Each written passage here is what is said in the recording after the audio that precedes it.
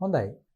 අපි මේ සාකච්ඡා කරමින් සිටින්නේ 2018 දකුණු පළාත් අධ්‍යාපන දෙපාර්තමේන්තුව විසින් දකුණු පළාතේ පාසල් සඳහා 10 වසර ව්‍යාපාර හා ගිණුම් කරන අධ්‍යයන විෂය සඳහා අවසාන වාර පරීක්ෂණයේ විදිහට පාසල් සඳහා නිකුත් කළ ඒ ප්‍රශ්න පත්‍රයේ සාකච්ඡාව අපි මේ ඉදිරියට අරන් යන්නේ. එහෙනම් මෙම ප්‍රශ්න පත්‍රයේ දෙවන කොටසේ පළවෙනි පරිච්ඡේදයෙන් අපි මේ ප්‍රශ්න පත්‍රයේ පළවෙනි ප්‍රශ්නේ පිළිතුරු අපි සාකච්ඡා කරා. ලකුණු 20ක් අපිට උපය ගන්න පුළුවන් පළවෙනි ප්‍රශ්නේ අපි දා සාකච්ඡා කළා. එහෙනම් අද මේ මාත් එක්ක ඔබලා සම්බන්ධ වන්නේ මේ ප්‍රශ්න පත්‍රයේ දෙවන, තුන්වන සහ හතරවන ප්‍රශ්නය අපිට හමු වෙන ප්‍රශ්න පත්‍රයේ පළවෙනි කොටස. අනිවාර්ය ප්‍රශ්නෙට පස්සේ අපිට ලැබෙන පළවෙනි කොටස. එනම් ව්‍යාපාර අධ්‍යයන කොටසෙන් අපිට ප්‍රශ්න අපෙන් ඉදිරිපත් කරන කොටස. ඒ පිළිබඳව අපිට ලැබෙන ප්‍රශ්න සාකච්ඡාව තමයි අපි මේ අද සාකච්ඡා කරන්න යන්නේ. එහෙනම් අපිට මුලින්ම ලැබෙනවා දෙවන ප්‍රශ්නයේ පළවෙනි කොටස. අතීතයේ පැවති භාණ්ඩ හුවමාරු ක්‍රමය එහෙම නැත්නම් බාට ක්‍රමය යනුවෙන් කුමක් අදහස් වේද? අපි මේ න්‍යායාත්මක කරුණු මේ ගිණුම් කරන අධ්‍යයනයේ එහෙම නැත්නම් මෙම විෂය ව්‍යාපාර අධ්‍යයන කොටසේ මුල්ම අපේ විෂය නිර්දේශයේ මුල්ම පාඩමේදී අපි සාකච්ඡා කරපු කොටසක්. බාට ක්‍රමය කියලා කියන්නේ මොකක්ද කියන එක තමයි මේ ප්‍රශ්නෙන් අපෙන් අහන්නේ. අපි බාට ක්‍රමය කියන්නේ මොකක්ද කියන එක පොඩ්ඩක් අපි මතකයට නගාගත්තොත් හොඳයි කියලා හිතනවා. අපි දන්නවා අපිට ජීවත් වීම සඳහා මූලික අවශ්‍යතාවයන් තියෙනවා. අපිට ආහාර අවශ්‍යයි, ඇඳුම් පැළඳුම්, රෙදිපිලි, ඊට පස්සේ විනෝදය, මේ වගේ වාසස්ථාන, මේ වගේ අපිට අනිවාර්යයෙන්ම සම්පූර්ණ කරගන්න ඕන තත්ත්වයන් කීපයක් අපි දැක්කා. අතීතයේ මිනිස්සු මේ අවශ්‍යතාවයන් කොහොමද ඉෂ්ට කරගත්තේ කියන ඒ මාතෘකාව අපි දීර්ඝ වශයෙන් සාකච්ඡා කරා. අතීතයේදී අපි දැක්කේ නැහැ සංවිධානාත්මක විදිහට මේ භාණ්ඩ හා සේවාවන් නිෂ්පාදනය කරලා අපිට මේ මුදලට මේ භාණ්ඩ සේවාවන් මිලදී ගැනීමේ ක්‍රමවේදයක් ඒ කාලේ තිබ්බේ නැහැ. මිනිස් විකාශනයේ ප්‍රාරම්භක යුගයේදී. ඒක නිසා අපි මුලින්ම අපි දැක්කේ ස්වයංපෝෂිත යුගයක්.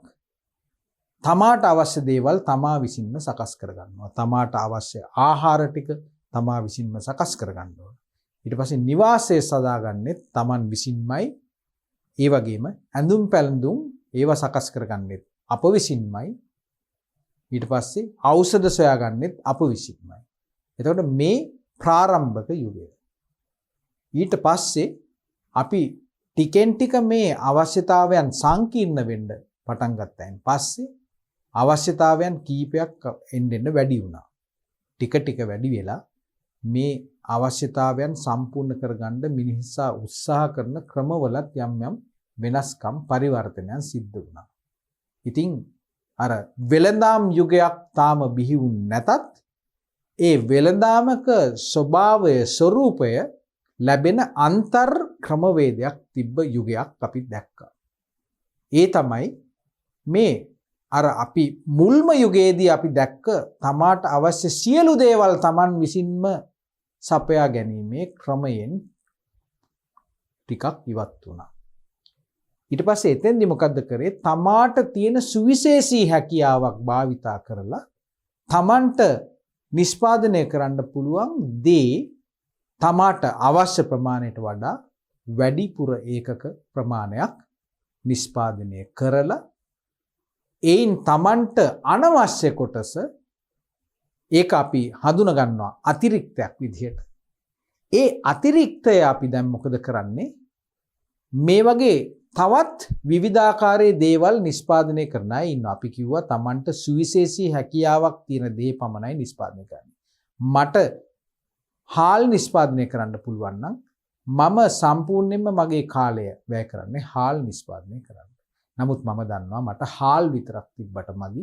මට මේ ඇඳුමක් හදාගන්න ඕන. මට ගෙයක් හදාගන්න ඕන.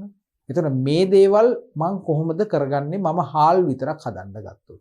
නමුත් මේ ප්‍රශ්නෙට අපිට සරල විසඳුමක් හම්බුණා. මොකද අපිත් එක්ක අවට ජීවත් වෙන අනෙකුත් පුද්ගලයන් මේ මට වඩා වෙනස් මට අහිමි මට කරන්න බැරි මේ දේවල් වලට දක්ෂ පුද්ගලයෝ මා අවටම ඉන්නවා. ගෙවල් හදන්න පුළුවන් වඩුවෝ ඉන්නවා. ඊට පස්සේ ඖෂධ දෙන්න පුළුවන් වෙද මහත්තයෙක් ඉන්නවා. මේ වගේ ගෙවල් හදන්න පුළුවන් වඩුවෙක් ඉන්නවා. මේ වගේ ඇඳුම් හදන්න පුළුවන් සන්නාලියෝ ඉන්නවා. එතකොට ඒ වගේ Tamanට සුවිශේෂී හැකියාවන් තියෙන අය අතිරික්ත නිෂ්පාදනයක් මං වගේම සිදු කරගන්නවා. ඊට පස්සේ මට එහෙමනම් දැන් ගැටලුවක් පැන නගින්නේ නැහැ.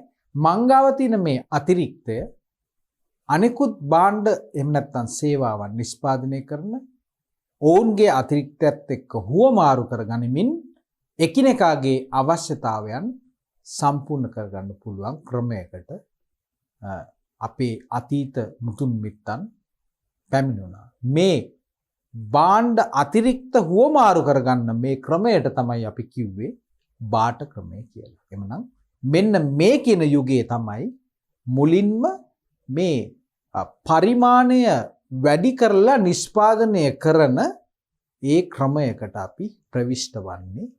ඊට පස්සේ මේක තවදුරටත් වැඩි දියුණු වෙලා තමයි අපි මේ ආර්ථිකමය ප්‍රතිලාභ ලබා ගැනීම සඳහා වෙළඳාමක් විදිහට මේක වැඩි දියුණු වෙන්නේ. ඒක නිසා මේ වෙළඳාමේ මූලික අවධියක් විදිහට අපිට හඳුන ගන්න පුළුවන් මේ ඓතිහාසික යුගයේ මේ බාට ක්‍රමය ක්‍රියාත්මක වෙච්ච යුගය. එහෙමනම් අපි කෙටි පිළිතුරක් දෙමු. අපි ඔන්න ඔය කියපු සාකච්ඡා කරපු කාරණා ඇතුළත්ව මොකද්ද මේ තමා ළඟ ඇති අතිරික්ත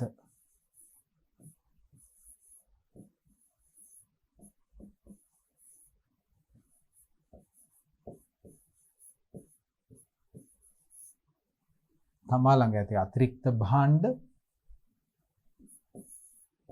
එවන්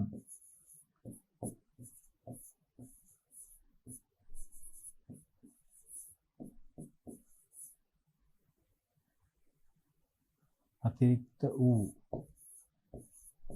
වෙනත්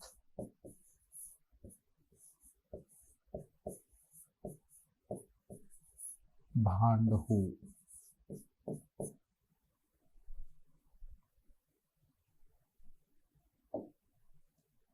සේවාවන්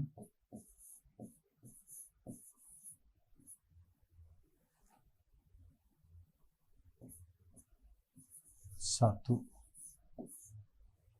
අය සමග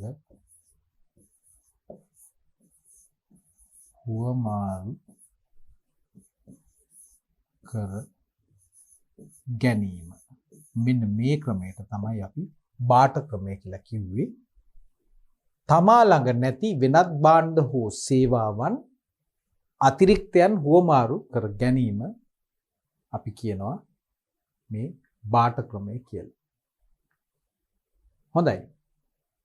අපි දැන් බලමු ඊළඟ ප්‍රශ්නය. අවශ්‍යතා හා වුවමනා යන්න වෙන වෙනම පැහැදිලි කරන්න. අවශ්‍යතා හා වුවමනා. බැලූ බැල්මට අපිට මේක සමාන දෙයක්, එක දෙයක් වගේ හැඟීමක් පහළ වුණත් අපි දන්නවා අවශ්‍යතාවයන් හා වුවමනාවන් කියන එක අපි මේ ව්‍යාපාර අධ්‍යයනයේදී අපි වෙනස්කමක් විදිහට හඳුන්වන සංකල්ප දෙකක්. ඒක නිසා අපි මේ වෙන් කිරීම කොහොමද කරගන්නේ?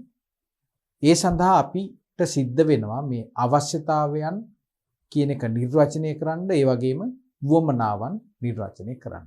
එතකොට මේ අවශ්‍යතාවයන් කියලා කියන්නේ අපි දන්නවා අපි මිනිස්සු විදිහට එහෙම නැත්නම් සත්වයන් විදිහට මේ ලෝකේ ජීවත් වෙන්න නම් භෞතික පැවැත්මක් අපි තියාගන්න නම් මරණයේතෙක් ඉපදිච්ච දවසේ ඉඳලා අපේ මේ ශරීරය ජීවත් කරන්න ඕන නම් අනිවාර්යෙන්ම අපි සම්පූර්ණ කරගන්න පුළුවන් ඒ මූලික අවශ්‍යතාවයන් කීපයක් අපි මිනිසා විසින් අපි අත්විඳිනවා.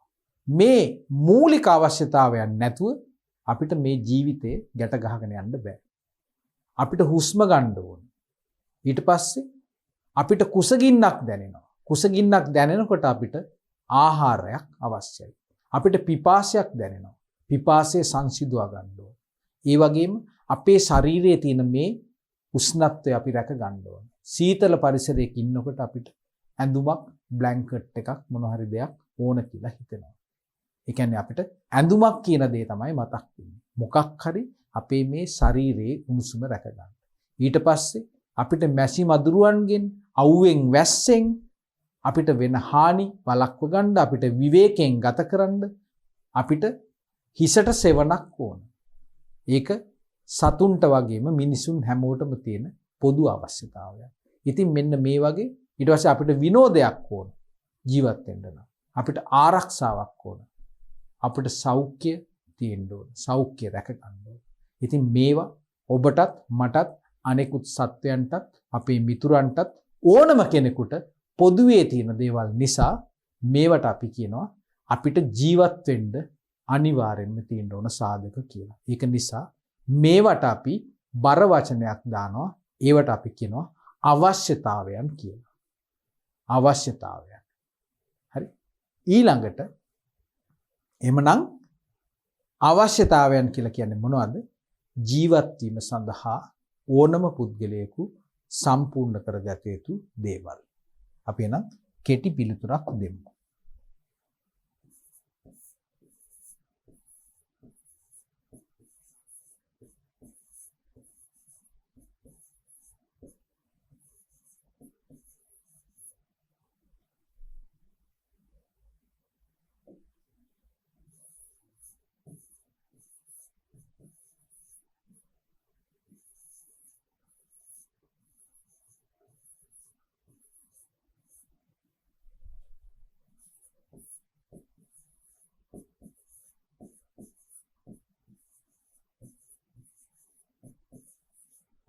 අනිවාර්යයෙන්ම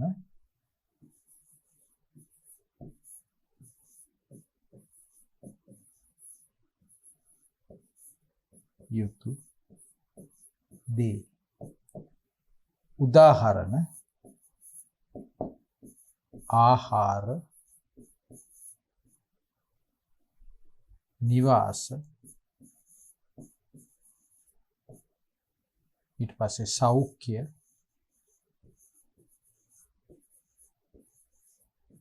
ප්‍රවාහනය වගේ දේවල්.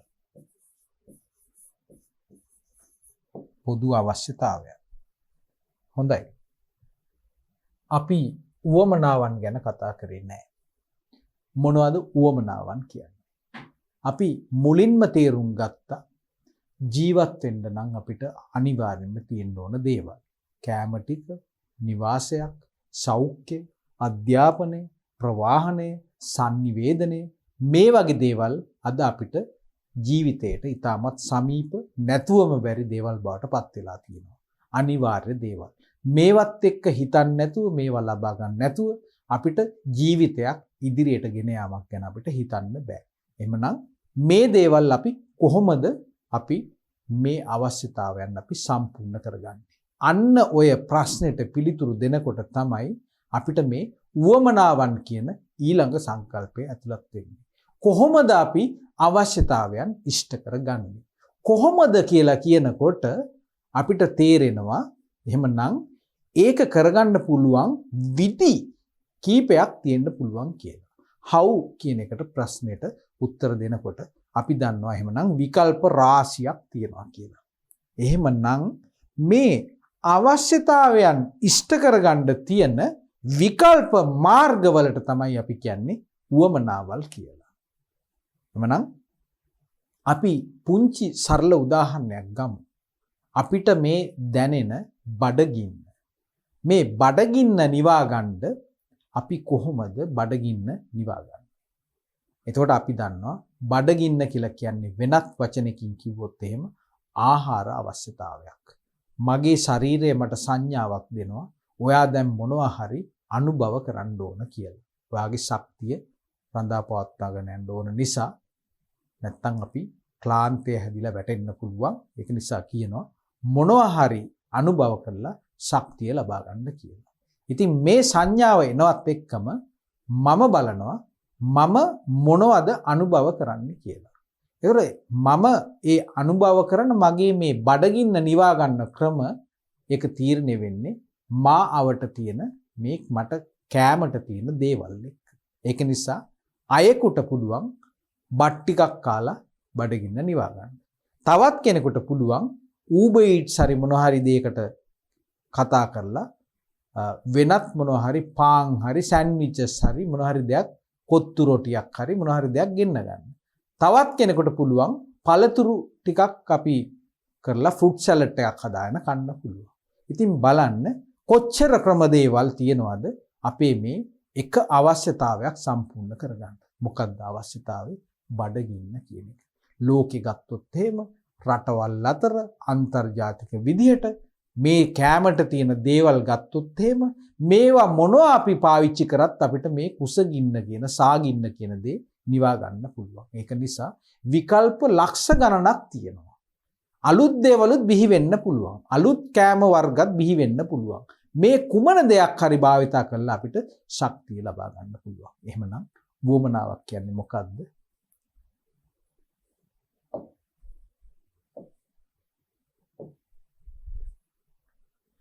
වුවමනාවක් යනු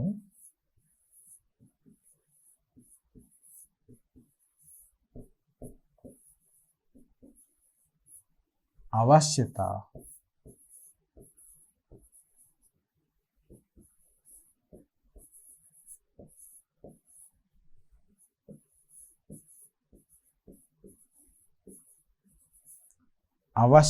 ඉටු කර ගැනීම සඳහා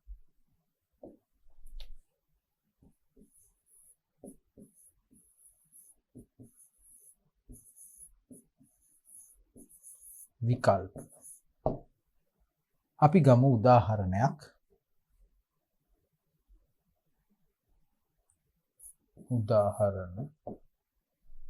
නිවාස.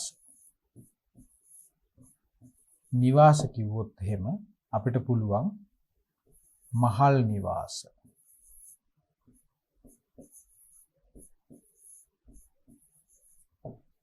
සුඛෝපභෝගී නිවාස.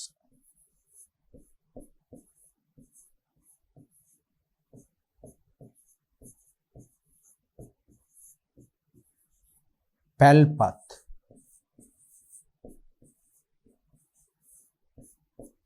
අපේ තියෙන හැකියාව සමාජ තත්ත්වය ඒ වගේ විවිධ සාධක ක්‍රියාත්මක වෙලා අපිට ගැළපෙන නිවාසය මොකක්ද කියන එක අපි තමයි තීරණය කරන්නේ. විවිධ විකල්ප තියෙනවා. ඒ අනුව අපි ඒ විකල්ප අතුරින් එකක් තෝරගෙන අපේ මේ නිවාස කියන අවශ්‍යතාවය අපි සම්පූර්ණ කරගන්නවා විකල්ප රාශියක් ඇතුලේ. එhmenan අපි ඒ ප්‍රශ්නෙට අපි දැන් පිළිතුරු සාර්ථකව දුන්නා කියලා මම විශ්වාස කරනවා. හොඳයි. අපිට ලැබෙන තුන්වෙනි ප්‍රශ්නය. මොකද්ද ප්‍රශ්නේ? අපිට ප්‍රකාශ කීපයක් දීලා තියෙනවා. ABCD කියලා ප්‍රකාශ හතරක් ලැබෙනවා. අපෙන් අහන්නේ මේ ප්‍රකාශ සත්‍යද අසත්‍යද යන්න දක්වන්න. විභාග පරීක්ෂකවරයාත් එක්ක එකඟ වෙනවා නම් අපි සත්‍යයි කියලා අපිට පිළිතුරු දෙන්න පුළුවන්. එහෙමත් නැත්නම් අපිට පුළුවන් අසත්‍යයි කියලා අපිට කියන්න. හොඳයි. අපි එහෙමනම් බලමු මේ ප්‍රකාශ එක්ක අපිට එකඟ වෙන්න පුළුවන්ද බැරිද කියන දේ. අපි පටන් ගමු පළවෙනි ප්‍රකාශය. මොකද්ද පළවෙනි ප්‍රකාශය? අභ්‍යන්තර පරිසරය අධ්‍යයනය කිරීමෙන් ශක්තියින් හා දුර්වලතාවයන් හඳුනාගත හැක. අපි මේ ගැන කතා කළා. අපි කිව්වා ව්‍යාපාර පරිසරය අධ්‍යයනය කරන්න ඕන කියලා. මොකද මේ පරිසරයේ තියෙන විවිධ බලපෑම් කරන්න පුළුවන් පුද්ගලයන් සහ සාධක අපේ ව්‍යාපාරවලට විවිධාකාරයේ බලපෑම් එල්ල කරන්න පුළුවන්. ඇතැම් දේවල්, ඇතැම් පුද්ගලයන්, ඇතැම් සාධක අපිට අපේ ව්‍යාපාරයේ ප්‍රගමනය, ඉදිරි ප්‍රවර්ධනය, වර්ධනය සඳහා අපිට ඉවහල් කරගන්න පුළුවන්. ඒ වගේම අපි නොහිතන මොහොතක අපිට ලැබෙන තර්ජනයක් වගේ දෙයක්, බාධකයක් වගේ දෙයක් අපි මේ ව්‍යාපාර පරිසර අධ්‍යයනයේදී අපි හොයාගත්තා. අපි ඊට මුහුණ දෙන ආකාරය අපි උපක්‍රමශීලීව සැලසුම් සහගතව අපි තීරණ ගන්න සිද්ධ වෙනවා. කොහොමද මේකට අපි මුහුණ දෙන්නේ කියලා. අපි දැන් මේ දිනවල දකිනවා විවිධාකාර ව්‍යාපාර තර්ජන. මොකද අපි දකිනවා මේ විදේශ විනිමය අනුපාතිකය අපි කවදාවත් දැක්ක නැති විදිහට අහස උසට නගින තත්ත්වයක් ඇවිල්ලා තියෙනවා. බඩු මිල අපිට හිතන්න බැරි විදිහට ඉහළ යනවා. ඉතින් මේ වගේ ආර්ථික සාධකයක් අපට පාලනය කරන්න බැරි දෙයක් ක්‍රියාත්මක වෙනවා. එතකොට අපි තීරණය කරන්න ඕන අපේ ව්‍යාපාරිකයන් විදිහට අපි කොහොමද මෙන්න මේ තර්ජනයට මුහුණ දෙන්නේ කියලා. පරිසර අධ්‍යයනය. එමනම් මේකෙන් මොකද්ද කියන්නේ? මේ ඒ කොටසෙන් පහත සඳහන් ප්‍රකාශ සත්‍යද අසත්‍යද යන්න දක්වන්න කියන දේ. ඒකේ B කොටස තමයි අපි දැන් කතා කරේ. B කොටස. එතකොට A කොටසක් වෙනම තියෙනවා. එහෙමනම් අපි B කොටස අපි සාකච්ඡා කළ නිසා අපි බලමු B කියන ප්‍රකාශයත් එක්ක අපි එකඟ වෙනවද කියලා. අභ්‍යන්තර පරිසරය අධ්‍යයනය කිරීමෙන් ශක්තියින් හා දුර්වලතාවයන් හඳුනාගත හැක. ඒක සත්‍ය ප්‍රකාශයක්. සත්‍යයි. අභ්‍යන්තර පරිසරයේදී තමයි අපිට ව්‍යාපාරික ශක්තියින් එහෙම නැත්නම් ස්ට්‍රෙන්ත් එකක් එහෙම නැත්නම් දුර්වලතාවයක් අපිට හඳුනා ගන්න පුළුවන් වෙන්නේ. අපි මේ සාකච්ඡා කරපු මේකේ සිද්ධි අධ්‍යයනයේදීත් අපි දැක්කා අර හරිතගේ ව්‍යාපාරයේ හරිත ආයුර්වේද උපාධියක් සම්පූර්ණ කරගෙන තිබීම අභ්‍යන්තර පරිසරයෙන් අපිට හමු වෙන දෙයක්. ඒක ශක්තියක් විදිහට අපිට හොයාගන්න පුළුවන් කියලා. හරිතට මේ බෙහෙත් ගැනවත් කිසිම දෙයක් ගැනවත් අවබෝධයක් තිබ්බේ නැත්නම් ඒක දුර්වලතාවයක් විදිහටත් අපිට හඳුනාගත යුතුව තිබුණා. ඒක නිසා පළවෙනි ප්‍රකාශය සත්‍ය ප්‍රකාශයක්. අපි දැන් බලමු ඒ ප්‍රකාශය අපිට මගහැරිච්ච ප්‍රකාශය අවශ්‍යතා නිර්මාණය කළ නොහැකි අතර වමනා ව්‍යාපාරිකයන්ට නිර්මාණය කරන්න පුළුවන්. ඇත්තද? අවශ්‍යතාවයන් අපිට නිර්මාණය කරන්න පුළුවන්ද? කරන්න බෑ කියලා තමයි විභාග පරීක්ෂකවරයා යෝජනා කරන්නේ. අපි ඒක මේ ප්‍රකාශය සමග එකඟ වෙනවා. හැබැයි අපිට දෙකක් තියෙනවා. වමනා නිර්මාණය කරන්න පුළුවන්ද? ඒකත් හරි. එhmenan මේ ප්‍රකාශ දෙකම සත්‍යයි. ඇයි අපි එහෙම කියන්නේ?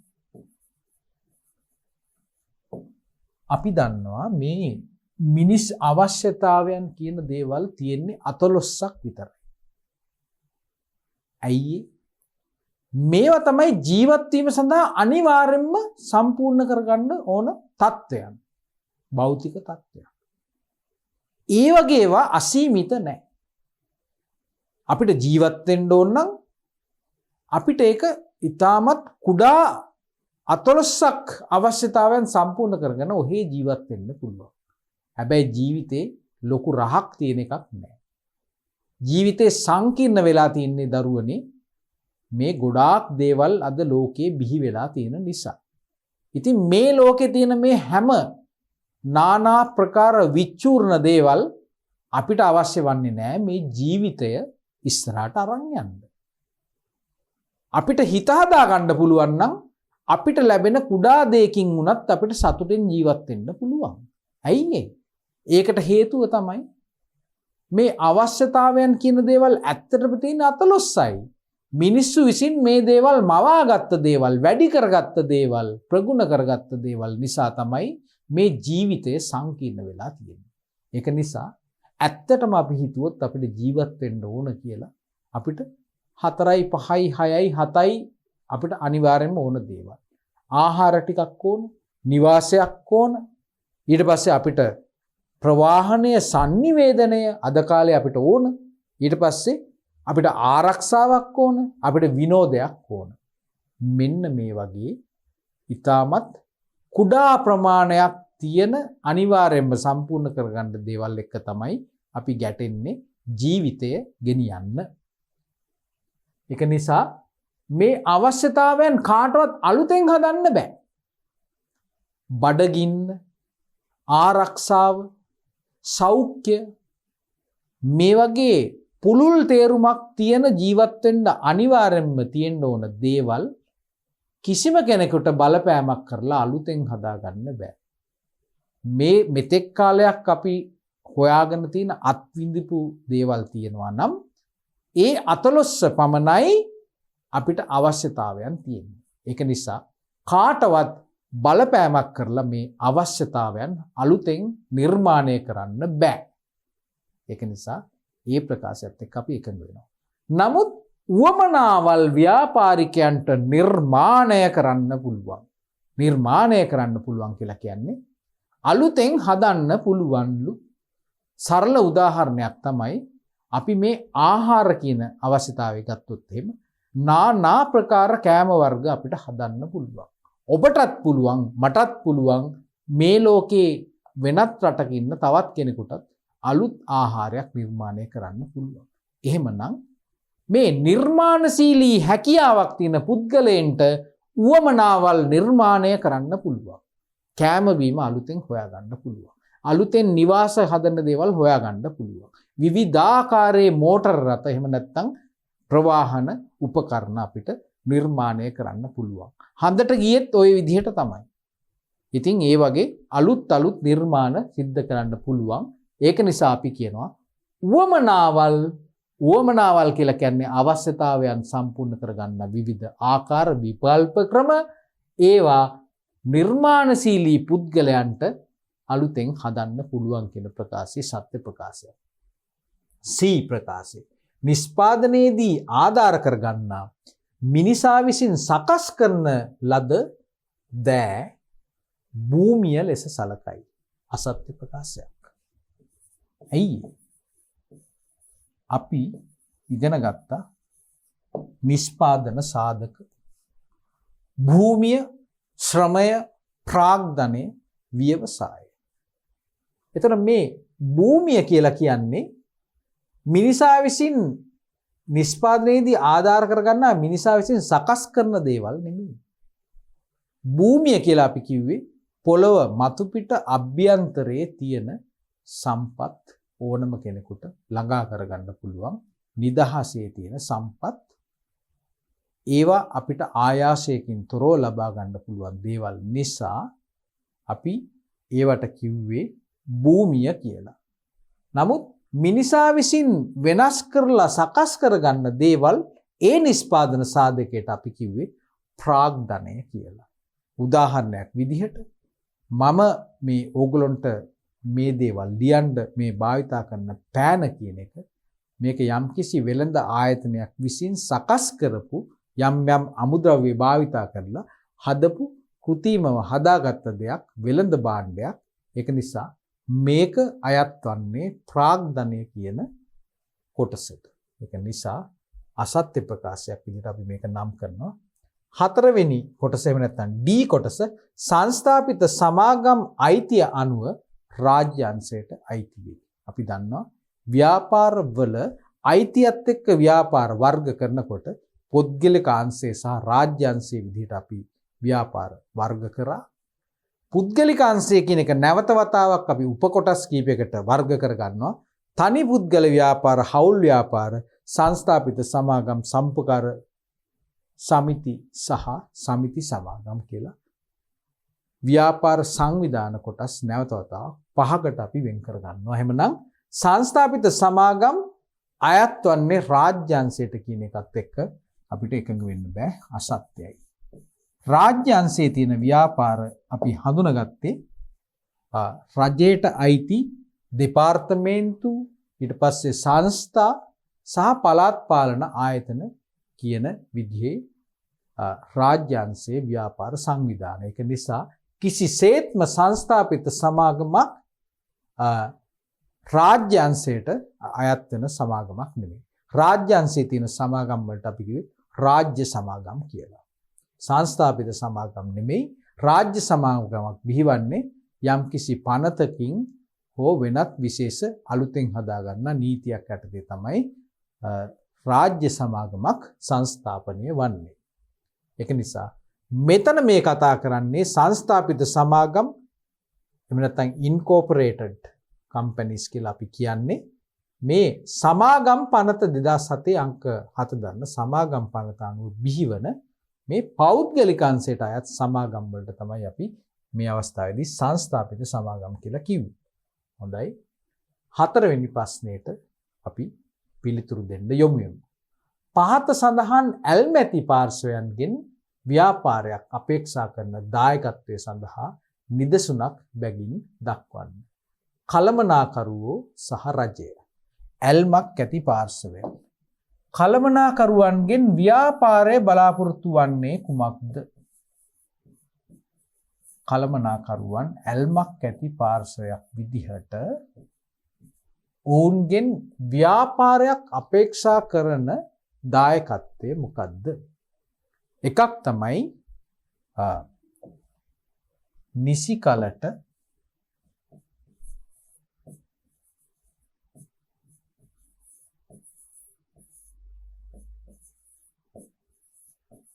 නිවැරදි තීරණ ගැනීම.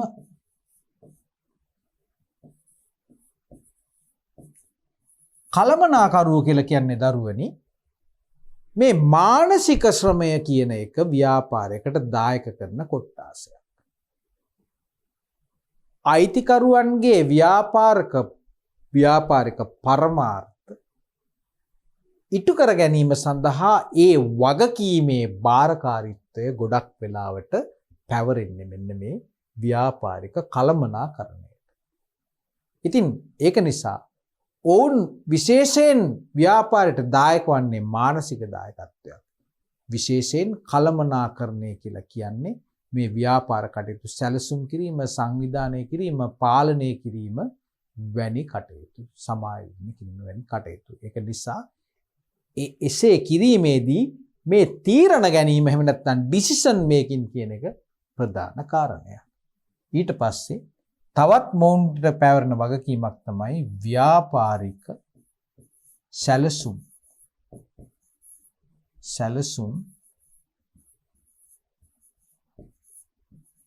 නිසි පරිදි ක්‍රියාත්මක කිරීම.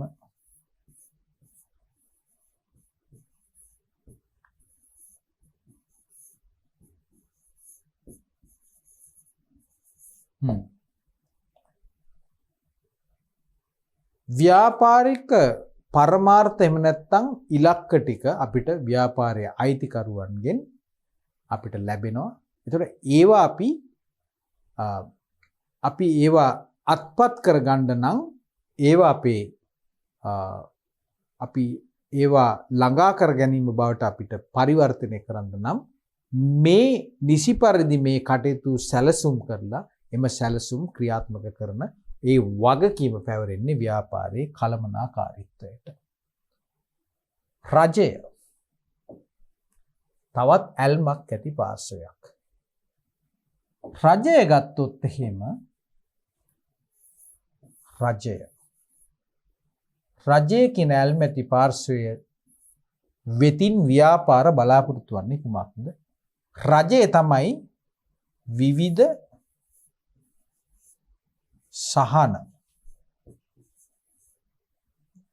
ව්‍යාපාරවලට ලබා දීම.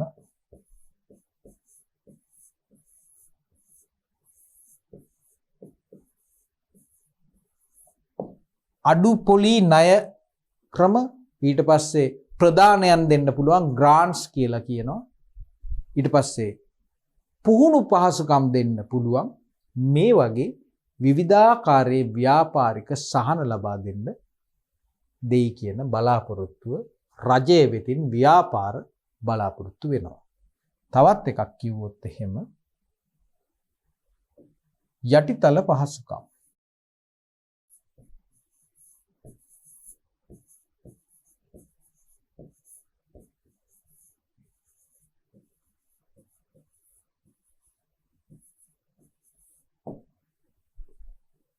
ප්‍රවාහන පහසුකම් කඩිනම් කර ගැනීම සඳහා අධිවේගී මාර්ග දියුණු කිරීම, ඊට පස්සේ ව්‍යාපාරවලට අවශ්‍ය ජලය සහ දුරකථන වගේ විදුලිය වගේ යටිතල පහසුකම් සැලසීමේ වගකීම රජයක් සතුයි. රජයක් සතු ඒ වගකීම් වල කොටසක් තමයි මේ යටිතල පහසුකම් ප්‍රතිපත්තිය. දේශපාලන ප්‍රතිපත්තියක් මත ක්‍රියාත්මක වන මේ විවිධාකාරයේ රාජ්‍ය ප්‍රතිපත්ති නිර්මාණය වෙනවා. ඒවා ව්‍යාපාරික ප්‍රජාව සඳහා හිතකර ආකාරයෙන් ක්‍රියාත්මක වෙන්න ඕන බදු ප්‍රතිපත්තිය වගේ දේවල්. එතකොට තමයි මේ ව්‍යාපාරවලට තමාගේ ව්‍යාපාරික පරමාර්ථ මුදුන්පත් කර ගනිමින් පාරිභෝගික සේවයක් ලබා දෙන්න හැකියාවක් ලැබෙන්නේ. ඊළඟ ප්‍රශ්නය. ප්‍රශ්න අංක 3. මොකද්ද? පොඩි සිද්ධියක් කේස් එකක් තමයි දීලා තියෙන්නේ. මනිසා පොල් ගසින් ලබා ගන්නා ඉවතලන දෑ උපයෝගී කරගෙන සහායකුයේ ගේද සේවය ඇතිව විවිධ සායම් හා මැලියම් වර්ග භාවිතා කර විසිතුරු නිර්මාණ සාදා සංචාරකයන්ට අලෙවි කරයි. ඉහත සිද්ධිය සඳහන් නිෂ්පාදන සාධක දෙකක් දක්වා ඊට නිදසුන් දක්වන්න. ඉස්සෙල්ලම නිෂ්පාදන සාධක කියන්නේ මොකක්ද කියන්න ඕන. නිෂ්පාදන සාධක අපිට මතක් වුනේ නැත්නම් අපිට පුළුවන් ද මේ ප්‍රශ්නෙට පිළිතුරක් දෙන්න. ඉස්සෙල්ලම අපි නිරවුල් වෙන්න ඕන මොනවද නිෂ්පාදන සාධක කියන්නේ කියලා. 4ක් තියෙනවා. භූමිය, ශ්‍රමය, ප්‍රාග්ධනයේ ව්‍යවසායය. මනම් මේ පුංචි සිද්ධිය ඇතුලේ තියෙන නිෂ්පාදන සාධක මොනවද? භූමිය කියන දේ තියනවාද? භූමිය කියන නිෂ්පාදන සාධක. ඊට නිදසුන් පෙන්වන්නත් කියලා කියනවා. මේ කේස් එකේ පෙන්නන භූමියට අදාළ නිෂ්පාදන සාධක තමයි භූමිය කියලා කියන්නේ අපිට පොළොව අභ්‍යන්තරයේ එහෙම නැත්නම් පොළොව මතු පිට තියෙන විවිධ සම්පත්. ඕනම කෙනෙකුට ළඟා කරගන්න පුළුවන් සම්පත්. ඒතර මොනවද කරන්නේ මේකේ තියෙන්නේ? පොල් ගසින් ඉවතලන දෑ. ඉවතලන දෑ ඕන කෙනෙකුට ගන්න පුළුවන් නේ. පොල් ගසින් ඉවතලන ද්‍රව්‍ය. පොල් අතු, ඉරටු කෑලි, ඒ වගේ දේවල්. එහෙම නේද? මේ වගේ පොල් කොළ, පොල් කටු, මේ වගේ ඉවතලන දෑව එකතු කරගෙන අපිට විවිධ නිර්මාණ කරන්න පුළුවන් පුද්ගලයෝ සමාජයේ අපි කොතෙකුත් දැකලා තියෙනවා. ඊට පස්සේ තවත් මොනවද? මේ මැලියම් වර්ග. විවිධ සායම් හා මැලියම්. මැලියම් කියන එකත් අපිට මේ කඩා ගන්න පුළුවන් අමුද්‍රව්‍යයක්. මැලියම් කියන එකත් අපිට භූමිය යටතට ගන්න පුළුවන්. සායම් කියන්නේ අපි හදා ගන්න දෙයක් නිසා අපි ඒක භූමිය විදිහට අපි ගන්නෙ නෑ. ඊළඟට අපි බලමු තවත් නිෂ්පාදන සාධකයක්. ප්‍රාග්ධනය කියන සාධකය. මේ සිද්ධියේදී පෙන්වන ප්‍රාග්ධනයට උදාහරණ මොනවද? ප්‍රාග්ධනය කියලා කියන්නේ මිනිසා විසින් සකස් කරගන්නා දේවල් නිෂ්පාදනයේ පිණිස යොදා ගැනීමේදී සකස් කරගන්නා දේවල්.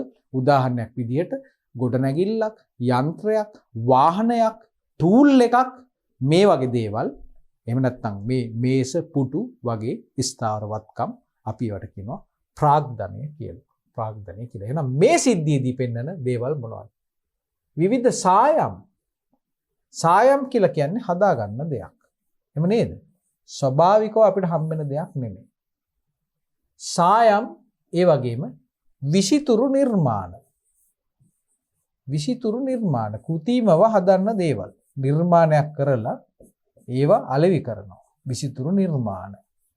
මේවා තමයි දුවේ පුතේ ප්‍රාග්ධන ගණයට අයත්. එහෙමනම් අපිට මෙතන පෙන්වන්නේ මෙන්න මේ කියන නිෂ්පාදන සාධක තමයි. ඒක නිසා අපෙන් අහන්නේ සාධක දෙකක් දක්වා. ඕනනම් අපිට තව ශ්‍රමය කියන එකත් ගන්න පුළුවන්. ශ්‍රමය කියලා ගත්තොත් එහෙම මොකද්ද? අතිරේක කරුණක් විදිහට අපි ශ්‍රමය ගත්තොත් එහෙම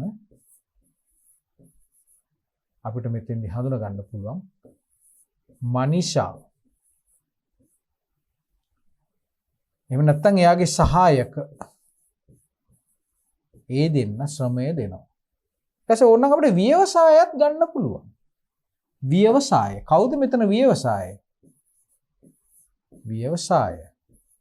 මනීෂා. මනීෂා තැන් දෙකකට අපි ගත්තා. එහෙම නේද? මනීෂා විසින් මේ නිෂ්පාදන සාධක හොයාගෙන කළමනාකරණය කරමින් තවත් සේවකයෙකු කළමනාකරණය කරමින් සහායකයා මේ ව්‍යාපාර කටයුතු සාර්ථකව කරගෙන ඉදිරියට යන එකට අපි කියනවා ව්‍යවසාය කියලා. හොඳයි. අපි මෙන්න මේ ආකාරයෙන් අපි මේ ප්‍රශ්නෙට අපි පිළිතුරු දැන් සපයමු. තුන්වෙනි ප්‍රශ්නේ පළවෙනි කොටස. අපි දැන් බලමු තුන්වෙනි ප්‍රශ්නේ දෙවන කොටස. මොකද්ද ප්‍රශ්නේ? පහත සඳහන් බලපෑම් ඇති කරන ව්‍යාපාර පරිසරය නම් කරන්න. නැවත වතාවක් ව්‍යාපාර පරිසරයෙන් අපිට ප්‍රශ්නයක් අහනවා. ව්‍යාපාර පරිසරය කියලා කියන්නේ කෙටියෙන් කිව්වොත් එහෙම ව්‍යාපාරික ක්‍රියාකාරීත්වය කෙරෙහි බලපෑමක් ඇති කරන්න පුළුවන් විවිධ පුද්ගලයන්, පාර්ශවයන් සහ අනෙකුත් සාධක සහිත ව්‍යාපාරික වටපිටාවට තමයි අපි ව්‍යාපාර පරිසරය කියලා කියන්නේ. එහෙනම් මේ ව්‍යාපාර පරිසරය අපිට නම් කරන්න පුළුවන් මේ විවිධ සාධක අපිට කුමන සාධකද ආර්ථික, දේශපාලන, නීති යනාදී වශයෙන් ගෝලීය පරිසරයේ වශයෙන් අපිට නම් කරන්න පුළුවන්. එහෙමනම් අපි ඒ උත්සාහය ගන්න පුළුවන් ප්‍රශ්නයක් තමයි මේ අවස්ථාවේදී විභාග පරීක්ෂකවරයා අපි බලාපොරොත්තු වෙන්නේ. යටිතල පහසුකම් සංවර්ධන ප්‍රතිපත්තිය කියන එක අයත් වන්නේ කුමන සාධකයකටද? මේක යටත් වෙන්නේ දරුවනි දේශපාලන පරිසරය. දේශපාලන පරිසරයේ කොටසක් විදිහට තමයි අපිට මේ ප්‍රතිපත්ති නිර්මාණය කරන්නේ රජයක්. රජයක් බලයට එන්නේ මේ දේශපාලන රාමුවක් ඇතුළේ. ඒක නිසා මේ අයවැය ප්‍රතිපත්තිය, යටිතල පහසුකම් ප්‍රතිපත්තිය වැනි ප්‍රතිපත්තිමය තීරණ ගන්නේ එහෙම නැත්නම් අපි දන්නවා අර පෞද්ගලිකකරණය, සමාජවාදයේ ඒ වගේ මේ දේවල් ප්‍රතිපත්ති අපිට නිර්මාණය වන්නේ ඒවා ක්‍රාෆ්ට් කරන්නේ දේශපාලන පරිසරය තුලින්. උද්ධමනය කියන එක මොකක්ද?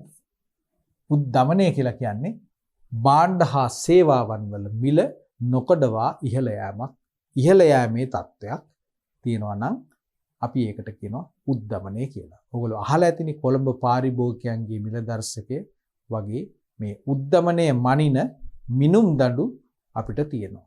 ඒක නිසා මේ උද්ධමනය කියන එක කුමන පරිසරයේ කොටසක්ද? ආර්ථික පරිසරය. ආර්ථික පරිසරයේ කොටසක් විදිහට තමයි අපිට උද්ධමනය කියන දේ හඳුනා ගන්න පුළුවන්. ඊට පස්සේ විදේශීය ප්‍රාග්ධනය රට තුලට ගලා ඒම. ඒක මොකක්ද? මේක ගෝලීය පරිසරය. ගෝලීය පරිසරය. රටක දේශ සීමාවෙන් ඔබ්බට තියෙන අනෙකුත් රාජ්‍යයන් සහ වෙළඳපොළවල් සමග අපි විසින් ගොඩනගා ගන්නා ආර්ථිකමය, සංස්කෘතිකමය ඒ සම්බන්ධතාවයන් වලට තමයි අපි මේ ගෝලීය පරිසරය කියලා කියන්නේ. ඒ නිසා ගෝලීය පරිසරයේ ප්‍රතිඵලයක් විදිහට තමයි මේ විදේශීය ප්‍රාග්ධනය, විදේශීය තාක්ෂණය, ඒ වගේ විදේශීය වෙළඳපළවල් වැනි අපිට විවිධ අවශ්‍යතාවයන් සහ සමහර වෙලාවල් වලට තර්ජන පවා එල්ල වෙන්න පුළුවන්. අපේ රටේ ඉන්න ශ්‍රමික හමුදාව විදේශ රටවලට යන්න පුළුවන්. ඊට පස්සේ අපේ රටේ සංස්කෘතියට විවිධ බලපෑම් එල්ල වෙන්න පුළුවන්. ඒ වගේ ගෝලීයකරණයේ හිතකර මෙන්ම අහිතකර දේවල්ද ලක්ෂණ අපිට කතා කරන්න පුළුවන්. ඊට පස්සේ D කියන කොටස පරිගණක ගත කළ යන්ත්‍ර සූත්‍ර. මේ මොකද්ද? මේකට අපි කියන්නේ තාක්ෂණික පරිසරය කියලා. ඒ කියන්නේ මේ තාක්ෂණික විපර්යාස අපි දන්නවා sannivedanaye අපි සොයාගෙන තියෙන පරිවර්තන. ඒ වගේම මේ ඩිජිටල් තාක්ෂණය, නැනෝ තාක්ෂණය, මේ වගේ පෙරලිකාර වෙනස්කම් රාශියක් සිද්ධ වෙලා තියෙනවා මේ මිනිසාගේ අත්පත් කරගත්ත ශීඝ්‍ර දියුණුවත් එක්ක. ඒක නිසා මේ දේවල් වල ප්‍රතිඵලයක් විදිහට අපි හොයාගෙන තියෙනවා පරිගණක තාක්ෂණය. පරිගණක තාක්ෂණයෙන් ක්‍රියාත්මක වන කාර්යක්ෂම යන්ත්‍ර සූත්‍ර අපි අද දකිනවා. ඒක නිසා ඒක අපිට ව්‍යාපාරික අපිට අවස්ථාවක් විදිහට අපිට හඳුන ගන්න පුළුවන්. ඒක නිසා මේවා අන්තර්ගත පරිසරයට අපි කියන්නේ තාක්ෂණික පරිසරය කියලා. එහෙනම් අපි මේ ප්‍රශ්නෙට අපි පිළිතුරු සාකච්ඡාව තමයි අපි එසේ සටහන් කරේ. ඊළඟට ප්‍රශ්නේ තුන්වන කොටස. තුන්වන කොටසෙන් අපෙන් අහන්නේ ව්‍යාපාර සංවිධාන ව්‍යුහයන් පිළිබඳ ප්‍රශ්නයක්. ලාභ අරමුණු කරගත් පෞද්ගලික හා රාජ්‍යංශයේ ව්‍යාපාර සංවිධාන එක බැගින් දක්වන්න. ඕගලන්ට මතකද අපි සඳහන් කරා ව්‍යාපාරවල අරමුණු අනුව ව්‍යාපාර වර්ග කීපයක් තියෙනවා කියලා. ප්‍රධාන වශයෙන් දෙකයි. ලාභ අපේක්ෂාවෙන් ක්‍රියාත්මක කරන ව්‍යාපාර සහ වෙනත් අරමුණු මුදුන්පත් කර ගැනීම සඳහා දක්නට ලැබෙන ව්‍යාපාර. දැන් මෙතනදී අපේ ප්‍රශ්නේ අහන්නේ ලාභ අරමුණු කරගත් පෞද්ගලික අංශයේ සහ රාජ්‍ය අංශයේ ව්‍යාපාර උදාහරණ දෙකක් දෙන්න කියලා. හොඳයි. ලාභ අරමුණු මේක තමයි නිර්ණායකය. එහෙමනම් අපි බලමු පෞද්ගලික අංශය. පෞද්ගලික අංශය දෙක රාජ්‍ය අංශය. අපෙන් අහන්නේ එකයි. එක බැගින් දක්වන්න. එකක් සඳහන් කිරීම ප්‍රමාණවත්. පෞද්ගලික අංශය කියලා කියන්නේ තනි පුද්ගල නැත්නම් කේවල ව්‍යාපාර තනි පුද්ගල නේද මෙතන එන්නේ. තනි පුද්ගල එහෙම නැත්නම් කේවල ව්‍යාපාර. ඊට පස්සේ තියෙනවා හවුල් ව්‍යාපාර ඕනනම් සමාගම් සංස්ථාපිත සමාගමුත් අපිට ගන්න පුළුවන්. එකයි ලියන්න ඕන. සංස්ථාපිත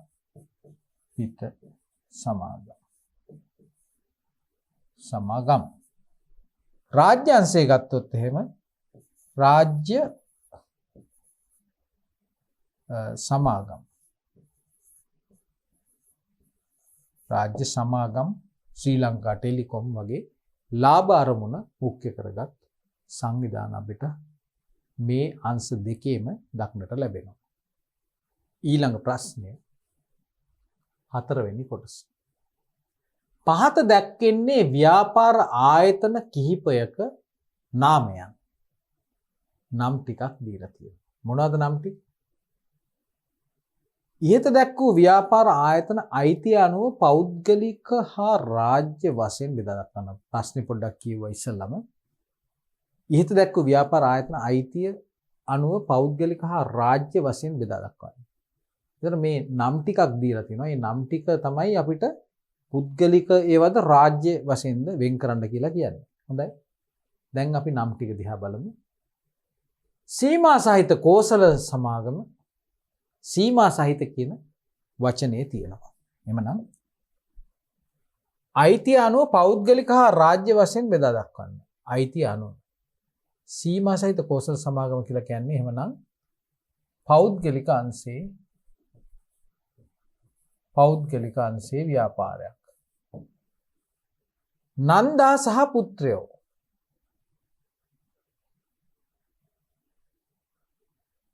එමනම් පෞද්ගලික අංශයට අයිති සමාගමක් පළවෙනි එක.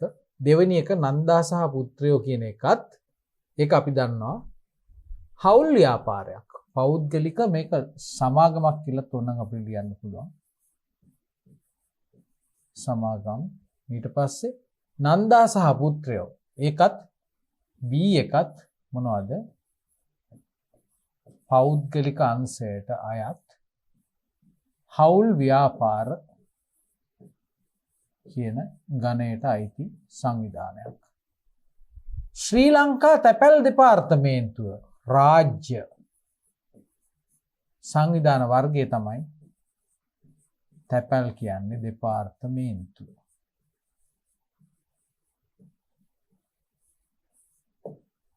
හතරවෙනි එක රොසාන් ස්ටෝස් පෞද්ගලික අංශේ කේවල ශාමි ව්‍යාපාරයක්.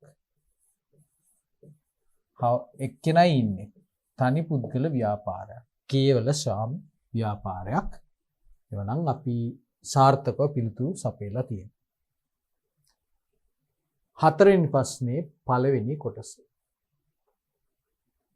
ඒක පුද්ගල ව්‍යාපාරයක් ආරම්භ කිරීමට වඩා හවුල් ව්‍යාපාරයක් ආරම්භ කිරීමෙන් ලැබෙන වාසි 4ක් දක්වන්න. ඒක පුද්ගල ව්‍යාපාරයක් කියන එක ගැනත් එක්ක සංසන්දනාත්මකව හිතනකොට ඒකේ තියෙන දුබලතාවයන් මගහැර ගන්න පුළුවන් ලක්ෂණ තියෙනවා නම් හවුල් ව්‍යාපාරයක අන්න ඒ ධනාත්මක ලක්ෂණ තමයි අපි කියන්න ඕන.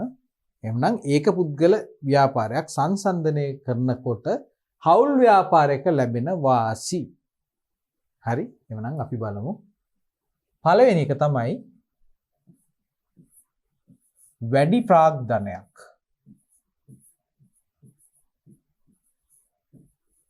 වැඩි ප්‍රාග්ධනයක්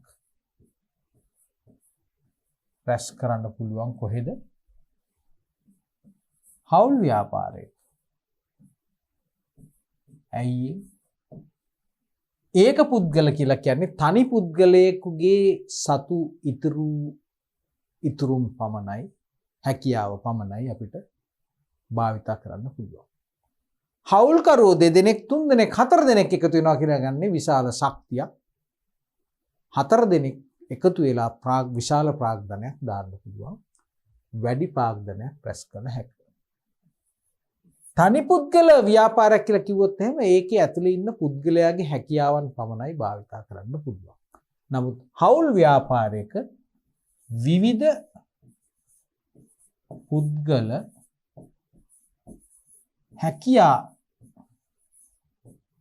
හැකියාවන් භාවිත කළ හැකි වීම. ඔයගොල්ලෝ මතකද අපේ පෙළපොතේ අපිට දීලා තියෙන උදාහරණ. ගණකාධිකාරීවරුන්, නීතිඥවරුන්, විශේෂඥ වෛද්‍යවරුන් වැනි වෘත්තිකයන් බොහෝ විට මේ හවුල් ව්‍යාපාර සංවිධාන විදිහට තමාගේ ව්‍යාපාර කටයුතු සිද්ධ කරගෙන යනවා. ඊට පස්සේ සාමූහික වගකීම. පෞද්ගලික ව්‍යාපාරයක තනි පුද්ගල ව්‍යාපාරයක ඔක්කොම තීරණ තනියෙන් තමයි ගන්න. වගකීමත් තනි පුද්ගලයෙකුගේ කර මත පතිත වෙනවා. නමුත් හවුල් ව්‍යාපාරයක ඊට වඩා විශාල ශක්තියක් තියෙනවා. තීරණයක් ගන්නේ හොඳට හිතලා බලලා විවිධ මත ගැටුම් එක්ක අපි හොඳ තීරණයක් අරගෙන අපිට අර තනියෙන් ගන්න තීරණයට වඩා විවාදශීලී බුද්ධිමත් විද්‍යාත්මක තීරණයක් අරගෙන අපිට සාර්ථක ප්‍රතිඵල ලබා ගන්න පුළුවන්. හවුල් ව්‍යාපාරයක් නම් කාරණා 3යි. ඊට පස්සේ අලාභ සමසේ භුක්ති විඳින්නත් අපිට හැකියාවක් ලැබෙනවා. ඒක නිසා අපිට 4ක්වත් දක්වන්න කියලා කියනවා. ලාභ අලාභ බෙදා ගන්න පුළුවන්. ඒකත් අවදානම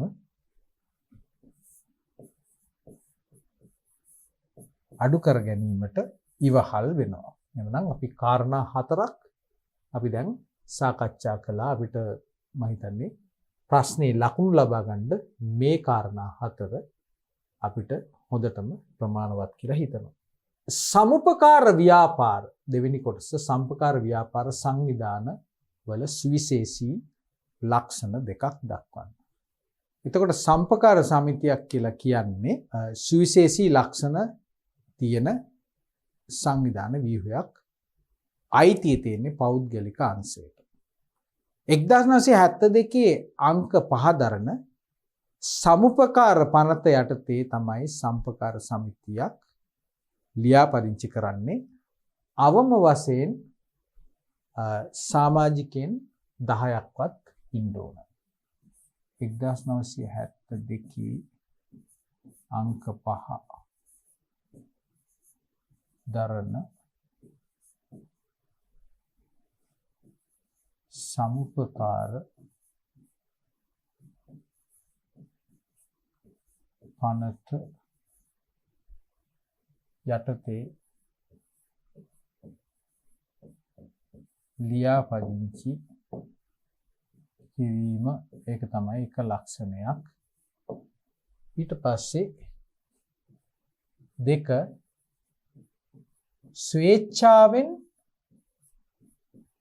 ස්වේච්ඡාවෙන් සමාජිකත්වය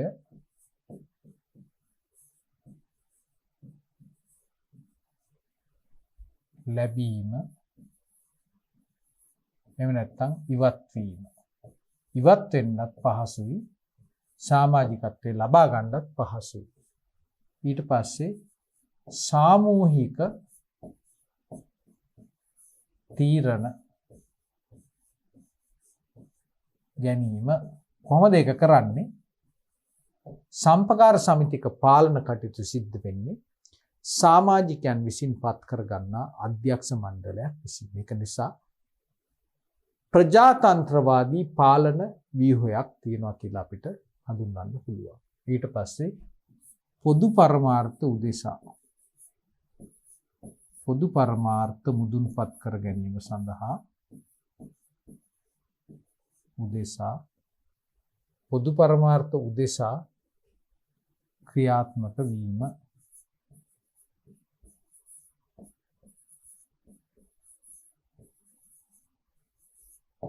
ඒ වගේම වැඩි ප්‍රාග්ධනයක් රැස් කර ගන්නත් පුළුවන්. මොකද සමාජිකයන් විශාල සංඛ්‍යාවකගෙන් සමාජික ගාස්තු ආකාරයෙන් අපිට ප්‍රාග්ධනය රැස් කරන්න පුළුවන් නිසා.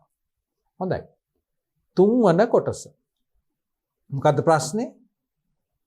ඒක පුද්ගල ව්‍යාපාරයක නාමය ලියාපදිංචි කිරීම තුලින් අත්පත් කරගත හැකි ප්‍රයෝජන 4ක් දක්වන්න.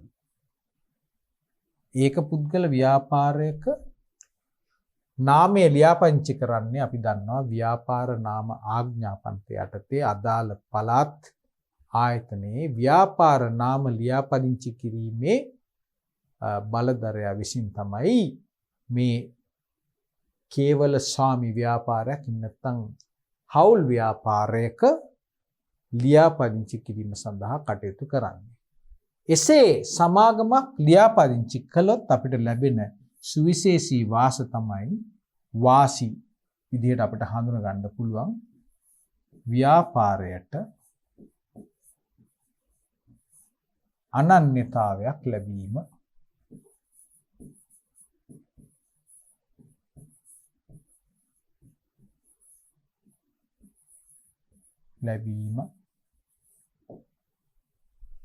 දෙවැනි එක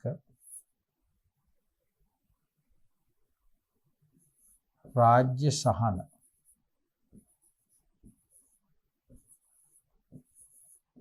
ලබා ගැනීමේදී ලියාපදිංචි ව්‍යාපාරයකට විශේෂ වාසි. රාජ්‍ය සහන ලබා ගැනීමේදී විශේෂ වාසියක් ලැබෙනවා ව්‍යාපාරයක් ලියාපදිංචි කරොත්. ඊට පස්සේ බැංකු ආයතන විසින් ණය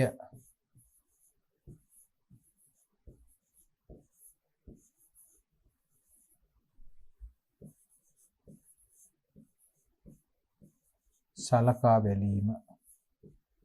ඒක ඉහළ තත්ත්වයක තියෙනවා.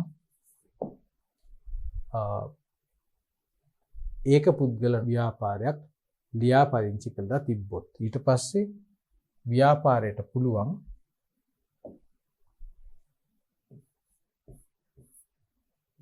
සන්නාම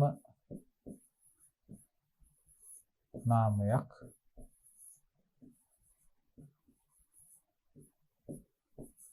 ගොඩනැගීම ලියාපදිංචි කළ ව්‍යාපාරයකට පහසු වීම. එසේ කිරීම තුළින් සන්නාම නාමයක් ගොඩනැගීම තුළින් ලැබෙන අලෙවි පහසුකම්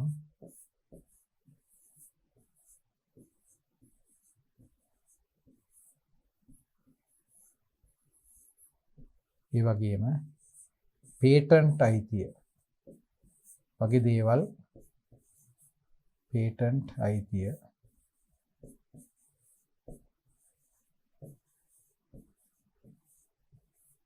තහවුරු කර ගැනීම පහසු වෙනවා.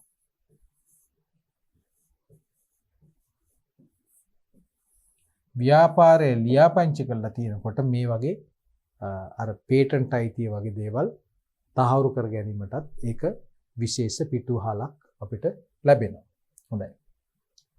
අපි බලමු හතරවෙනි උප ප්‍රශ්නය. පහත දැක්වෙන ශීර්ෂ යටතේ දී ඇති ව්‍යාපාර වර්ග අතර ලක්ෂණ දැක්වෙන වගුව සම්පූර්ණ කරන්න. මොකද්ද ශීර්ෂ? මොකද්ද අපෙන් අපේක්ෂා කරන්නේ? අපි පොඩ්ඩක් මේක කියවලා බලමු. ශීර්ෂය කියලා දෙනවා හතරක්. මාතෘකා හතරක් යටතේ අයිතිය වගකීම නෛතික පුද්ගල භාවයේ පැවැත්ම ලක්ෂණ හතරක්. මේ ලක්ෂණ හතර මෙන්න මේ ව්‍යාපාර සංවිධාන විශේෂයන් තුනක් දීලා තියෙනවා. ඒක පුද්ගල ව්‍යාපාර, හවුල් ව්‍යාපාර සහ සංස්ථාපිත සමාගම්. මේ සමාගම් වල මෙන්න මේ ලක්ෂණ ටික ක්‍රියාත්මක වන්නේ කොහොමද කියන දේ තමයි අපිට විවේචනය කරන්න කියන්නේ. හොඳයි, අපි බලමු. එහෙමනම් මුලින්ම ඒක පුද්ගල ව්‍යාපාරයක අයිතිය මොකක්ද කියලා. අයිතිය ගත්තොත් එහෙම තනි පුද්ගල අපි දන්නවා අයිතිකරුවෝ එක්කෙනයි ඉන්නේ. හවුල් ව්‍යාපාර දෙකත් 20ත් අතර ප්‍රමාණයක් අයිතිකරුවෝ ඉන්නවා. අපි දන්නවා සමාගම් පනතේ 2007 අංක 7 දන්න සමාගම් පනතේ තමයි හවුල් ව්‍යාපාරයක අවම සහ උපරිම ඉන්න පුළුවන් සමාජික සංඛ්‍යාව නියම කරලා තියෙනවා. ඊට පස්සේ සංස්ථාපිතක සමාගමක අයිතිය ගත්තොත් එහෙම පුද්ගලයන් විශාල ප්‍රමාණයක් ඉන්න පුළුවන්. පුද්ගලයන් රාශියක් ඉන්න පුළුවන්. සංස්ථාපිත සමාගම. වගකීම ගත්තොත් එහෙම අපි කතා කරන්නේ සීමිත වගකීමක් තියන අයද අසීමිත වගකීමක් තියන අයද කියලා. ඒ කියන්නේ ව්‍යාපාරය වැරදිලාවත් මේ ව්‍යාපාරික ගනුදෙනු නිසා බාහිර පාර්ශවයන්ට අපිට ව්‍යාපාරයෙන් ඉටු කරන්න ඕන වගකීම් යුතුයකම් වල සීමාන්විත භාවය තමයි මෙතන අපි සාකච්ඡා කරන්නේ. සීමිතද අසීමිතද කියන එක. ඒක පුද්ගල ව්‍යාපාරයක අපි දන්නවා මේක අවාසියක් ඇත්තටම වගකීම අසීමිතයි. ඕගොල්ලෝ කැමති වගකීමක් ඔළුවේ තියාගෙන ඉන්නද වගකීමක් නැත්තම්ද? අපි ඕනම කෙනෙක් කැමති වගකීමක් නැතුව ජීවත් වෙන්න. වගකීමක් කියලා කියන්නේ බැඳීමක්, බන්ධනයක්. ඒක අපිට ඉටු කරන්න බැරි වුණොත් අපිට කරදර වෙන්න පුළුවන්. බලපෑම් ඇති වෙන්න පුළුවන්. ඒක නිසා ඒක පුද්ගල ව්‍යාපාර කියලා කියන්නේ දීපුතේ වගකීම පැත්තෙන් අසීමිතයි. අසීමිතයි කියන එකේ තේරුම තමයි අපේ ව්‍යාපාර කටයුතු සඳහා යම්කිසි අලාභයක් සිද්ධ වුණොත් යම්කිසි බාහිර පාර්ශ්වයකට උදාහරණයක් විදිහට භාණ්ඩ සපයන සැපයුම්කරුවෙකුට ඔහුට ඒ වන්දි ප්‍රතිපූර්ණය කිරීම සඳහා මගේ තියෙන පෞද්ගලික ධනය දීපල පවා යටත් කරලා තමයි මට මේ වගකීමෙන් නිදහස් වෙන්න සිද්ධ වෙන්නේ. ව්‍යාපාරයේ ගනුදෙනුවේ වටිනාකමට පමණක් ඒකේ ව්‍යාපාරයේ තියෙන සම්පත් වලට පමණක් සීමා වෙන්නේ නැහැ. මම ඒකයි එතනින් අදහස් කරේ. ව්‍යාපාරික ණයක් ගෙවන්න ව්‍යාපාරයේ ඇතුලේ තියෙන සම්පත් ප්‍රමාණවත් නැත්තම් මට මගේ දේපලක් විකුණලා හරි පුද්ගලික තනි පුද්ගල ව්‍යාපාරයක් නම් ඒ වගකීමෙන් නිදහස් වෙන්න මගේ පෞද්ගලික මෝටර රථය මගේ ඉඩම මගේ නිවස හරි විකුණලා මම ඒ වගකීමෙන් නිදහස් වෙන්න ඕන. ඒ වගේ මට නඩුවක් දාන්න හැකියාව අර අනෙකුත් පාසයන්ට ලැබෙනවා. හවුල් ව්‍යාපාරවල මොකද්ද වෙන්නේ? හවුල් ව්‍යාපාරවල අයිතිය අපි වගකීම පැත්තෙන් ගත්තොත් එහෙම නැවත වතාවක් අසීමිතයි. තනි පුද්ගල ව්‍යාපාරයක් වගේම හවුල්කරුවන් සාමූහිකව අසීමිත වගකීමක් බාර ගන්න ඕන. නමුත් සංස්ථාපිත සමාගමක වගකීම සීමිතයි. සීමිත වෙන්නේ මොකද්ද සීමාව? එක්කෝ අපි ලබාගෙන තියෙන කොටස් වල වටිනාකම සහ එහෙම නැත්නම් අපි ලබාගෙන තියෙන කොටස් වලට තාම ගෙවලා නැත්නම් ඒ ගෙවිය යුතු මුදල දක්වා පමණයි මගේ බාහිර වගකීමක් විදිහට මට ඉතුරු වන්නේ. ඒක හන්දා ඒක හවුල්කරුවන් නෙමෙයි සංස්ථාපිත සමාගමක අයිතිකරුවන්ට අපි කියන්නේ කොටස් හිමියන් කියලා. කොටස් හිමියන්ට මේ සීමිත වගකීම ඇත්තටම සහනයක් වාසියක් විදිහට අපිට හඳුන ගන්න පුළුවන්. නෛතික පුද්ගල භාවයක් ලැබීම. මොකද්ද නෛතික පුද්ගල භාවයක් කියලා කියන්නේ?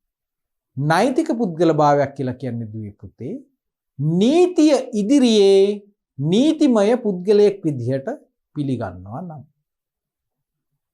ඒ කියන්නේ නෛතිමය පුද්ගල භාවයක් ලැබෙනවා නම් මෙන්න මේ දේවල් කරන්න පුළුවන්. සමාගම නමින් අපිට පුළුවන් ගිවිසුම් වලට එන්න. ගිවිසුම් කියලා කියන්නේ අපි හිතමු බැංකු ණයක් ගන්නවා කියලා. බැංකු ණයක් ගන්නකොට නිකම්ම ගන්න බෑනේ. අපි ණය ගිවිසුමක් අත්සන් කරනවා. තනි පුද්ගල ව්‍යාපාරයක් හරි හවුල් ව්‍යාපාරයක් හරි නම් අපි පාත්තගෙන යන්නේ අපිට අර ව්‍යාපාරයේ නමින් අපිට ගිවිසුම් වලට ඇතුළත් වෙන්න බෑ. නීතිය ඉදිරියේ මේ අයිතිකරුවන්ගේ ව්‍යාපාරයේ ලියාපදිංචි කළත් නෛතික පුද්ගලයෙක් විදිහට බාරගන්නේ නැහැ. බැංකුවක් වුණත් වෙනම ආයතනයක් වුණත් රජය වුණත් නෛතික පුද්ගල භාවයක් තියෙන ආයතනයක් විදිහට ඒක පුද්ගල ව්‍යාපාරත් හවුල් ව්‍යාපාරත් පිළිගන්නේ නැහැ. නමුත් ඔන්න ඔය සුවිශේෂී ලක්ෂණය වරප්‍රසාදයේ හිමිවන සංවිධාන ව්‍යුහයක් තමයි මේ සංස්ථාපිත සමාගම කියලා කියන්නේ. සංස්ථාපිත සමාගමකට නෛතිමය පුද්ගල භාවයක් ලැබෙනවා. නෛතිකමය පුද්ගල භාවයක් හිමි වෙනවා. සමාගම නමින් අපි හිතමු කපිල පුද්ගලික සමාගම. සමාගම නමින් අපිට ගිහිල්ලා ගිවිසුමක් අත්සන් කරන්න පුළුවන්. ඒ සමාගමේ ඉන්න කළමනාකරුවෙකුට එහෙම නැත්නම් අධ්‍යක්ෂ කෙනෙකුට ගිවිසුම් අත්සන් කරන්න පුළුවන්. සමාගම නමින් කිසිසේත්ම තමන්ගේ පුද්ගලික නම් වලින් මේ ගිවිසුම් වලට අත්සන් කරන්න ගිහිල්ලා නිකන් අනවශ්‍ය කරදර දාගන්න අවශ්‍යතාවයක් නැහැ. මොකද නඩුවක් පැවරුනොත් එහෙම අපිව තමයි කතා කරන්නේ. සමාගමේ නියෝජිතයෙක් නෙමෙයි. පුද්ගලික නමින් තමයි නඩුව වැටෙන්නේ. මේ කියන සංවිධාන දෙකේ. එහෙමනම් නෛතික පුද්ගලභාවයක් නැත කියලා තමයි අපිට කියන්න තියෙන්නේ. හවුල් ව්‍යාපාරවලත් නෛතික පුද්ගලභාවයක් නැත. සංස්ථාපිත සමාගම්වල නෛතික පුද්ගලභාවයක් ඇත. දැන් මම ප්‍රශ්නයක් අහනවා. ඒක පුද්ගල ව්‍යාපාරයක් සහ හවුල් ව්‍යාපාරයක් ලියාපදිංචි කළොත් ව්‍යාපාර නාමාඥාපනත යටතේ නෛතික පුද්ගලභාවයක් ලැබෙනවද? ලියාපදිංචි කිරීම නෛතික පුද්ගලභාවයක් ලැබීමට සුදුසුකමක් නොවේ. පිළිතුර ඒකයි. ව්‍යාපාරයක් ලියාපදිංචි කරා කියලා නෛතිකමය පුද්ගලභාවයක් ආරෝපණය වන්නේ නැහැ කිසිසේත්ම. පැවැත්ම අපි ව්‍යාපාරයක් පවත්වන්නේ ආරම්භ කරන්නේ ඒක දවස් දෙකකින් වහන්නද අවුරුද්දකින් වහන්නද? අපේ බලාපොරොත්තුව තමයි මේක চিරාත් කාලයක් ඉස්සරහට අරන් යන්න. කොහොමද ඉස්සරහට අරන් යන්නේ?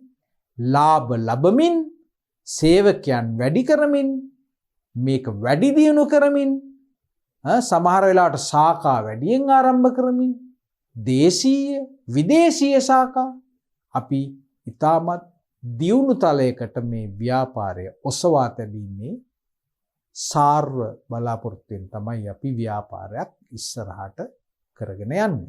නමුත් අභාග්‍යයකට මේ ඒක පුද්ගල ව්‍යාපාර වුණත් හවුල් ව්‍යාපාර වුණත් අඛණ්ඩ පැවැත්මක් තියෙනවා කියලා අපිට කියන්න බෑ. අඛණ්ඩ පැවැත්මක් එහෙමනම් නැත මේකට ඇත. ඇයි එහෙම කියන්නේ? ඒක පුද්ගල ව්‍යාපාරයක් වේවා හවුල් ව්‍යාපාරයක් වේවා ඒක පුද්ගල ව්‍යාපාරයේ අයිතිකරු වැරදිලාවත් අසනීප වෙලා ඩිසේබල් වුණොත් අර අපි කියන්නේ මොකද්ද? ආබාධිත වෙනවා කියලා. කතා කරන්න බෑ, තීරණ ගන්න බෑ, වැඩ කරන්න බෑ. එහෙම දෙයක් වුණොත් මොකද්ද වෙන්නේ? ව්‍යාපාරයේ එතනින් අවසන් වෙනවා. ඒ කරගෙන ගිය ආකාරයට වෙනත් කිසි කෙනෙකුට ඒ ව්‍යාපාරය කරගන්න බැරි වෙනවා.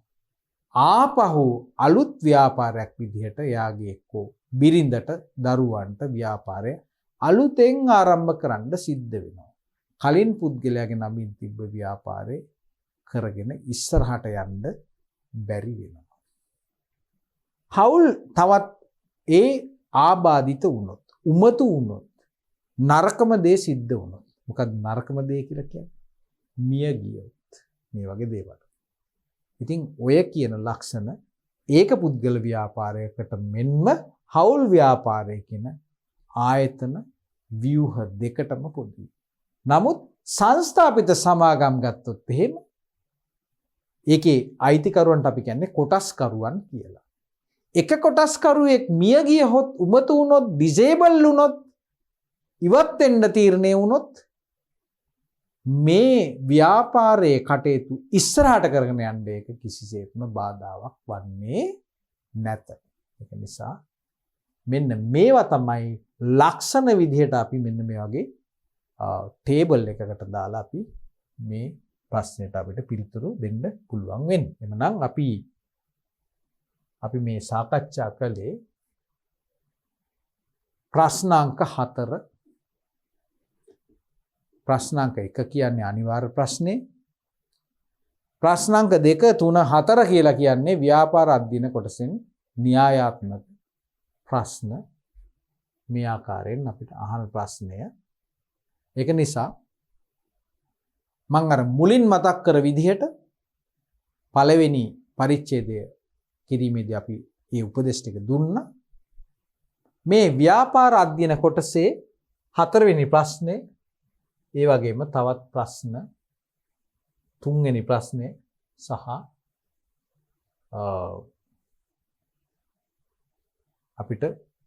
අපිට දෙවන ප්‍රශ්නේ ඉතින් තමයි පටන් ගත්තේ.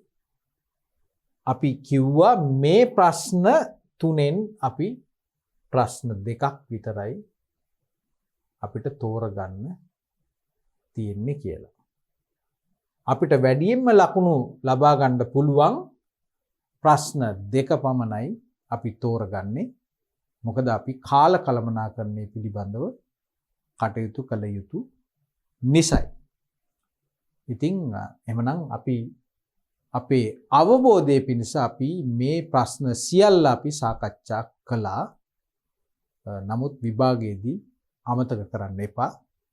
ඔබලා විසින් තෝරගන්නේ මෙම කොටසින් ප්‍රශ්න 2ක් විතරයි. ලකුණු 8 ගානේ 16ක් උපය ගන්න පුළුවන්. එහෙමනම් අපිට තව ප්‍රශ්න පත්‍රයේ දෙවන කොටස සාකච්ඡා කරන්න ඉතුරු වෙලා තියෙනවා. ඒකෙත් අපිට ප්‍රශ්න 3ක් ලැබෙනවා. 3න් 2ක් තමයි අපි තෝරගන්න ඕන. එහෙමනම් අපි ඉක්මනටම හමු වෙමු ඊළඟ පරිච්ඡේදයෙන් අපේ ප්‍රශ්න පත්‍රයේ දෙවන කොටස එනම් ගිණුම් කරන අධ්‍යයන ආශ්‍රිත ප්‍රශ්න ටික සාකච්ඡා කිරීමේ කොටස සඳහා